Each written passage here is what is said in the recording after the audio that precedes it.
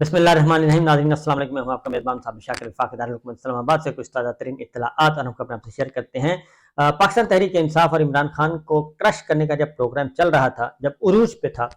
इस वक्त भी चल रहा है, लेकिन उस वक्त जब उरूज पे था तो पाकिस्तान तहरीक इंसाफ पे जो कुछ गुजर रही थी उस पर खुश हो रहे थे पाकिस्तान पीपल्स पार्टी, मुस्लिम लीग नवाज, JUI, MQM, सारे के सारे खुश हो रहे थे। बलूचिस्तान अवामी पार्टी, जितने भी पाकिस्तान मुस्लिम लीग काफ उस वक्त की, तो लेकिन उनको अंदाज़ा नहीं था कि ये जो हिद्दत और शिद्दत है उनकी तरफ भी आएगी, क्योंकि अगर सबसे मकबूल तरीन सियासी जमात को क्रश किया जा सकता है या क्रश करने की कोशिश की जा सकती है तो फिर पाकिस्तान पीपल्स पार्टी, मुस्लिम लीग नवाज, मौलाना साहब, MQM, फिर ये किस खेत की मूली है और किस बाग की मूली है, इसलिए इनको अंदाज़ा नहीं था। लेकिन बहरहाल अब जो है वो एहसास होते जा रहा है जब इलेक्शन मुकम्मल तौर पे पोस्टपोन करने की बात की जा रही है कि कोई इलेक्शन नहीं, कोई कुछ नहीं, और ये इनको यानी कि मुझे तो जेब नहीं देता ये अल्फाज इस्तेमाल करते हुए फैसल वाडा, जो कि इस वक्त बहुत करीब समझे जाते हैं इस्टेब्लिशमेंट के एक पोर्शन के साथ, बहुत ज़्यादा करीब समझे जाते हैं, और वो जो भी बात करते हैं वो उन्हीं की गुफ्तगू समझी जाती है, क्योंकि जिस रोज़ पाकिस्तान के जो टीवी मालिकान के हैं उनको और मीडिया पर्सन्स को बुला के जब उनको कहा गया था कि खबरदार आज 7 बजे तक आपके पास वक्त है और 8 बजे से हमारा वक्त स्टार्ट हो जाएगा, और इमरान खान की कोई तस्वीर नज़र नहीं आनी चाहिए, कोई खबर नज़र नहीं आनी चाहिए, कोई टिकर नज़र नहीं आना चाहिए, और उनकी कोई तस्वीर इस तरीके से मुकम्मल बैन होना चाहिए। तो उस वक्त उस मीटिंग में फैसल वाडा साहब भी मौजूद थे। लिहाजा फैसल वाडा साहब जो बात करते हैं तो इसका मतलब है कि वो बराह रास्त उनकी तर्जुमानी कर रहे हैं और वो गुफ्तगू कर रहे हैं। तो उन्होंने जो गुफ्तगू की उसमें उन्होंने तमाम 18 रहनुमाओं को बेगैरत कहा है, और उनको भी और उनकी औलादों को भी। तो इस पे क्या रद्द अमल आता है, क्या नहीं आता, ये तो अब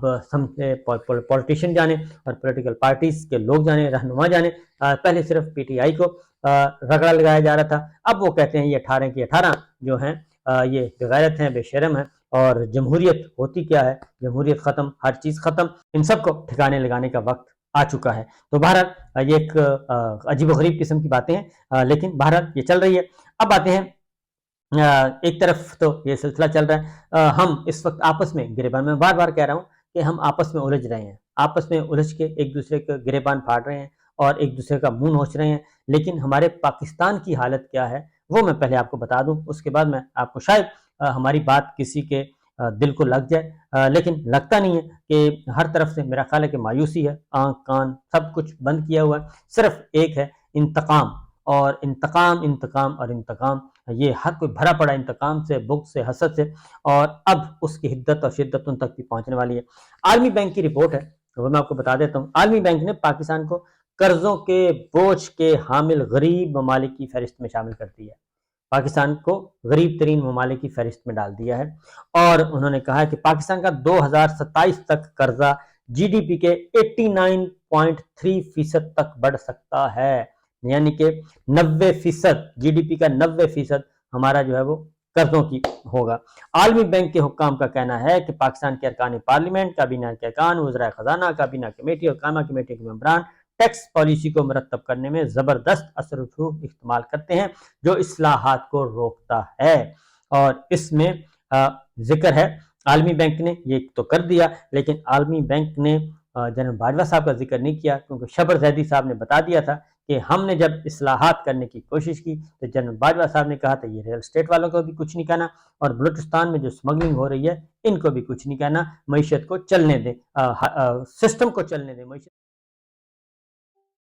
ये आलमी बैंक की रिपोर्ट है कि ये लोग जो हैं पार्लिमान, काबीना के अरकान, वज़राए खजाना, काबीना कमेटी, ये इस्लाहात को रोकते हैं, और सब्सिडी में कमी के लिए मजमूई टैक्स इक़दाम किए जाएं और सालाना बुनियादों पर 2723 अरब रुपए माली खसारे में कमी लाने के लिए अखराजात को कम किया जाए। और आलमी बैंक ने यह भी कहा कि पाकिस्तान को मैक्रो इकोनॉमिक आउटलुक गैर यकीनी सूरत हाल का शिकार है, और इस्लाहात पर मौसर अमल दरामद होगा तो बात आगे बढ़ेगी। IMF स्टैंड बाय मुआहदे, मार्केट की बुनियाद पर करंसी कदर का तयन, मॉनिटरी और मालियाती पॉलिसी पर अमल दरामद, मैक्रो और सियासी व पॉलिसी अदम इस्तेहकाम में कमी से इकोनॉमिक इस्तेहकाम आ सकता है, और पाकिस्तान को हाई लिक्विडिटी रिस्क کم زر مبادلہ کے ذخائر، غیر مستحکم سیاسی ماحول، بیرونی اکاؤنٹس کے جھٹکوں کے متعدد خطرات کا سامنا ہے۔ آخری پیرا میں دوبارہ پڑھ دیتا ہوں، یہ عالمی بینک کی رپورٹ ہے، میری یا آپ کی نہیں ہے، کہ پاکستان کو ہائی لیکوڈیٹی رسک، کم زر مبادلہ کے ذخائر، غیر مستحکم سیاسی ماحول اور بیرونی اکاؤنٹس کے جھٹکوں کے متعدد خطرات کا سامنا ہے۔ اب پولیٹیکل سٹیبلٹی جب تک نہیں آتی اور پولیٹیکل سٹیبلٹی جب تک نہیں آئے گی، معاشی استحکام نہیں آئے گا، اور سیاسی استحکام لانے کے بجائے فیصل واڈا صاحب جو کہہ رہے ہیں وہ تو کہہ رہے ہیں کہ ان سب کو، یہ سب گندے انڈے ہیں، ان پولیٹیکل پارٹیز ان کو اٹھا کے باہر پھینک دیں اور اس کے بعد ہم ہوں گے اور صرف ہم ہوں گے۔ تو یہ سچویشن چل رہی ہے، جبکہ دوسری جانب پاکستان پر میں بار بار کہتا ہوں کہ پاکستان اس وقت بیرونی خطرات بہت زیادہ، اندرونی تو ہیں ہی ہیں، وہ تو ہم نے خود ہی پیدا کر دی ہیں۔ پچھلے 17 مہینوں میں ہم نے کوئی کسر نہیں چھوڑی کہ ایک دوسرے سے ٹکرایا جائے، اور ایک دوسرے سے ٹکرا رہے ہیں، اور اپنے ہی لوگوں کو فتح کیا جا رہا ہے، اپنے ہی شہریوں کو فتح کیا جا رہا ہے۔ کبھی ایک ایم این اے فتح ہو گیا، کبھی دوسرا ایم این اے فتح ہو گیا، کبھی ایک وزیر، کبھی دوسرا وزیر، ایک چھوٹا وزیر، کبھی بڑا وزیر، کبھی کوئی بچہ فتح ہو گیا، یہی ہم کر رہے ہیں۔ اور دشمن جو ہے وہ ہمارے ہر جگہ پہ پہنچ چکا ہے۔ تو ایک فیصلہ کیا پاکستان نے، اور یہ فیصلہ بہت کئی دفعہ پہلے بھی کیا جا چکا ہے، آج تک عمل نہیں ہونے دیا گیا۔ بیرونی جو ہمارے بیرونی پلیئرز ہیں وہ آج تک اس پہ اثر انداز ہوتے ہیں اور پورا نہیں ہونے دیتے، عمل درآمد نہیں ہونے دیتے۔ ایک ہم نے پاک افغان سرحد پہ باڑ لگائی تھی، پاک ایران پہ سرحد پہ باڑ لگنی تھی، وہ باڑ پتہ نہیں کدھر گئی اور اس کا آج کل کیا حال ہے۔ تو جب چاہتے ہیں وہ اکھاڑ دیتے ہیں، جب چاہیں وہ کر دیتے ہیں، یہ ہے حال ہے۔ اور افغانستان کی کرنسی ہم سے زیادہ مضبوط ہے، اور یہ عالمی مالیاتی ادارے کہہ رہے ہیں کہ وہ 9% مستحکم ہوئی ہے، ہم نیچے جا رہے ہیں، اور وہ ان کی معیشت بہتر ہو گئی، ہم زوال کا شکار ہیں اور غریب ترین ملکوں میں شامل ہو چکے ہیں۔ تو ہم کیا کر رہے ہیں جی، ہم نے ایک فیصلہ کیا کہ افغانستان جو افغان شہری ہیں ان کو انہیں نوٹس دیا ہوا ہے کہ 31 اکتوبر تک وہ چھوڑ دیں، اور 1 نومبر کو ان کی تمام جائیدادیں ضبط کر لی جائیں گی اور ان کو دھکیل دیا جائے گا افغانستان کی طرف۔ تو صورتحال یہ ہے کہ یہ بھی پیغام ابھی نشر ہی ہوا ہے، ہم روزانہ کہتے ہیں کہ آج اتنے دن رہ گئے۔ امریکہ کے سیکرٹری ڈیفنس یعنی کہ وزیر دفاع، ان کا فون آ چکا ہے army chief general Asim Munir صاحب کو، اور یہ فون اسی تناظر میں آیا ہے، کیونکہ پہلے بھی جب ہم نے افغانستان کی جو سرحد بند کی تھی، عمران خان صاحب کے زمانے کی بات ہے، اس دن اتفاق سے وزیر اعظم ہاؤس میں ہی تھے، تو یہ سلسلہ چل رہا تھا، تو وہ بند کی ہوئی تھی کیونکہ سمگلنگ اسی دوران عروج پہ سمگلنگ ہو رہی تھی، اور ہماری خوراک، کھانے پینے کی اشیاء ادھر جا رہی تھی زیادہ، اور پاکستان کے اندر کرائسس تھا، چینی کا بھی، آٹے کا بھی، چاول کا بھی، پھل سبزی فروٹ ہر چیز ادھر جا رہے تھے، تو وہ بند کی ہوئی تھی۔ تو اس وقت بھی باہر سے پریشر آیا، کابینہ نہیں کرنا چاہ رہی تھی، لیکن پھر ادھر سے پریشر آ گیا اور اس کے بعد وہ ہم نے کھولا، اور اب بھی یہی کہا جا رہا ہے کہ جناب ایسا کچھ نہیں کرنا، اس سے بڑا کرائسس پیدا ہو جائے گا۔ تو اطلاع یہی ہے کہ اس فیصلے کو بھی ریویو کیا جائے گا، اور یہ فیصلہ ماضی کی طرح نہیں پورا ہو سکے گا۔ تو دوسری جانب ہم کیا کر رہے ہیں جی، یہ ساری سچویشن، اندرونی خطرات، بیرونی خطرات، اندرونی لڑائی، بیرونی لڑائی، ایک دوسرے کا گلا پھاڑ رہے ہیں،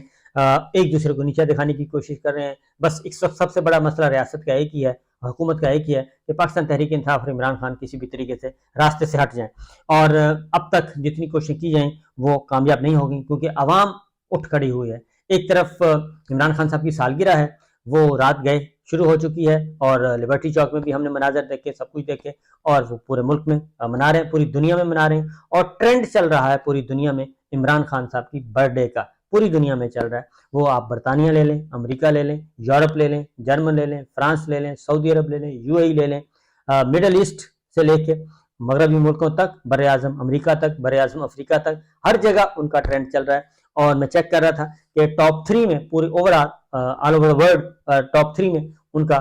ٹرینڈ ہے جی عمران خان صاحب کی برتھ ڈے کا، اور ان کے کیک کاٹے جا رہے ہیں، اور مختلف سوشل میڈیا پہ اور پریکٹیکلی مختلف ملکوں میں یہ سب کچھ ہو رہا ہے جی، کیک کاٹے گئے۔ تو یہ ہے عمران خان صاحب کا۔ دوسری جانب شہباز شریف صاحب کی حالت کیا ہے، جن کو ہم مٹانا چاہتے ہیں ان کو لوگ اس طریقے سے، وہ جیل میں پڑا بندہ، جیل میں پڑے ہوئے کو بھی لوگ نہیں بھول رہے، اور ان کے ساتھ اظہار عقیدت، ان کے ساتھ جڑے ہوئے ہیں، ان کو ہم لانا نہیں چاہتے۔ ان کو تو ہم نے کہا ہے کہ اس کو ڈبے میں بند کریں، اور ڈبے میں بند کرنا ہے، اور کہا جا رہا ہے کہ سائفر کیس میں ان کو اسی مہینے سزا سنانی ہے. وہ کیسے سنائی جائے گی یہ ابھی تک سمجھ نہیں آیا. توشخانہ کی طرح تو سنائی جا سکتی ہے, ادروائز تو نہیں سنائی جا سکتی. تو یہ سب کچھ چل رہا ہے. توشخانہ سے سٹارٹ ہوا, پھر قادر ٹرسٹ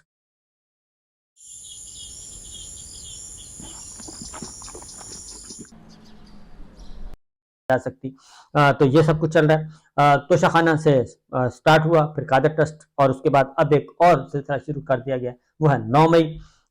لیکن ایک بات بتا دوں کہ یہ تو ہے عمران خان صاحب کا کہ ان کو قیدی ہوتے ہوئے بھی ان کو لوگ ان کے ساتھ جڑے ہوئے ہیں اور نہیں مان رہے. دوسری جانب شہباز شریف صاحب کے ساتھ کل کیا ہوا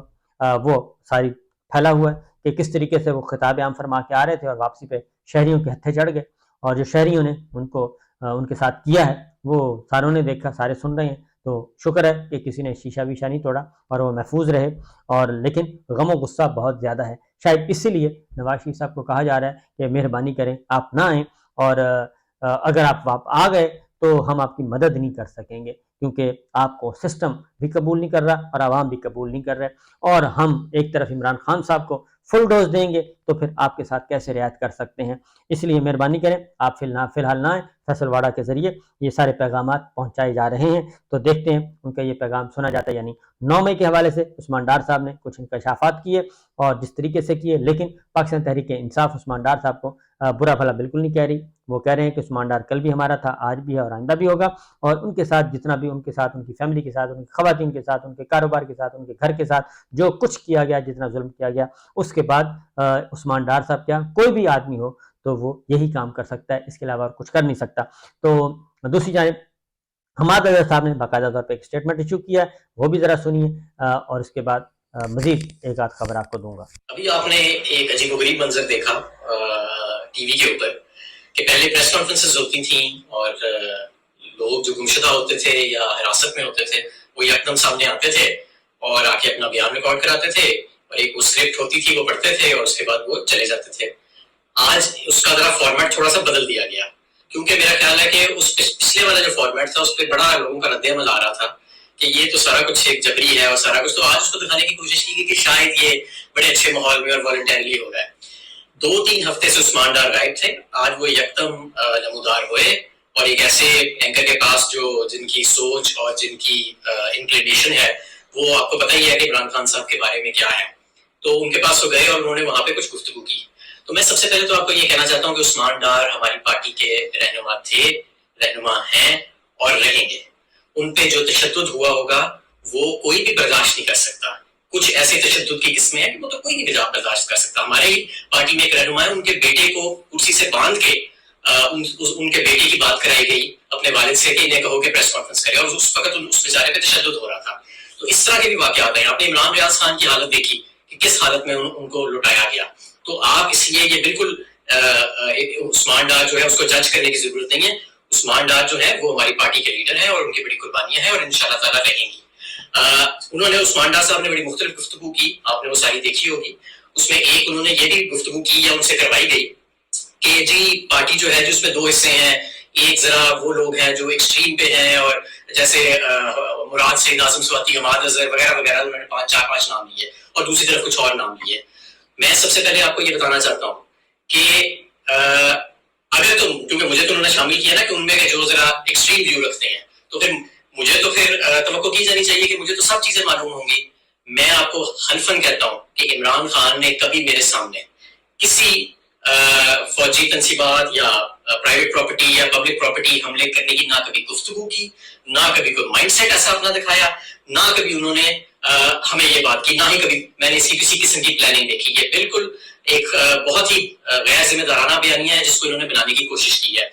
جس نے بھی یہ کہلوایا عثمان ڈار صاحب سے, اور ظاہر ہے کہ یہ سارا کچھ انہوں نے جبری طور پہ ان سے کہلوایا ہے. تو سب سے پہلے تو یہ بات بڑی واضح ہونی چاہیے, اور یہ میں اللہ کو حاضر ناظر جان کے حلفاً کہہ رہا ہوں کہ ایسی کبھی گفتگو میرے سامنے نہیں ہوئی, نہ عمران خان صاحب کی, نہ کسی پارٹی کے اور کسی فرد کی, کہ کبھی یہ ایسی چیز جو ہے وہ سامنے آئی ہو. تو ایک چیز تو یہ واضح ہو جانی چاہیے. دوسری چیز میں آپ کو یہ واضح کرنا چاہتا ہوں کہ ہماری پارٹی کو بھی تقسیم کرنے کے لیے یہ ایک شوشہ جو ہے اس کو سمجھا جانا چاہیے. پوری پارٹی یکجا ہے,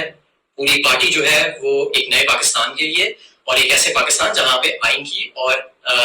ملک کی حکمرانی ہوگی, جہاں پہ آئین کی اور قانون کی حکمرانی ہوگی, اس کے لیے ہم گوشیں, اور انشاءاللہ تعالیٰ ہم بہت قریب ہیں اپنی منزل کے. صرف اگلا الیکشن ہی نہیں, اگلی کئی دہائیوں تک یہ جو لیڈرشپ کی ایک نئی کھیپ پیدا ہوئی ہے، ہماری خواتین جو جیلوں میں ہیں، ہمارے لوگ جو جبر کا سامنا کر رہے ہیں، گمشدہ جو لوگ ہیں جو جبری طور پہ جن کو گمشدہ کیا گیا ہے، جو قید میں لوگ ہیں، یہ سب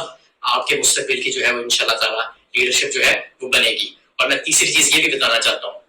کہ یہ جو کہا گیا نا، یہ ایک بڑا غیر ذمہ دارانہ اور عجیب و غریب سا بیانیہ کہ ریاست بھی آنی ہے، مخالف عمران خان مائنڈ سیٹ بنا رہا تھا یا ان کے کچھ ساتھی بنا رہے تھے. یہ ریاست بھی ہماری ہے، یہ ملک بھی ہمارا ہے، یہ فوج بھی ہماری ہے، اس کے ادارے بھی ہمارے ہیں سارے، اور ہم سب اس کے وفادار ہیں. ہماری وفاداری پہ اور ہماری کسی قسم کی ایسی آپ غیر ذمہ دارانہ قسم کی گفتگو نہ کریں یا لوگوں سے کروائیں کہ جی ریاست بیانیہ خلاف بیانیہ بنانے کی کوشش کی جا رہی تھی. انشاءاللہ تعالیٰ پاکستان تحریک انصاف بھی سرخرو ہوئے گی، عمران خان بھی سرخرو ہوئیں گے. اور میں آخر میں دوبارہ آپ کو بتانا چاہتا ہوں، عثمان ڈار کے ساتھ ظلم ہوا ہے، عثمان ڈار کے ساتھ جبری تشدد ہوا ہے جو کوئی بھی برداشت نہیں کر سکتا. ہو سکتا ہے میں بھی نہ برداشت کر سکوں جس کرم سے وہ گزرا ہوگا. کیا کیا اللہ بہتر جانتا ہے کہ اس بیچارے کے اوپر پچھلے 2-3 ہفتے میں قیامت گزری ہوگی اور کیا کیا قیامت ان کے گھر والوں پہ گزری ہوگی. آپ نے ان کی والدہ کا بھی بیان دیکھ لیا. تو یہ صورتحال ہے جی. قرآن پاک پہ گواہی دی ہے حماد اظہر صاحب نے کہ ایسا کچھ نہیں ہوا تھا. بنیادی مقصد یہ ہے کہ عمران خان صاحب کو کسی نہ کسی مقدمے میں سزا ضرور دلوانی ہے. اجازت دیجیے، اللہ حافظ.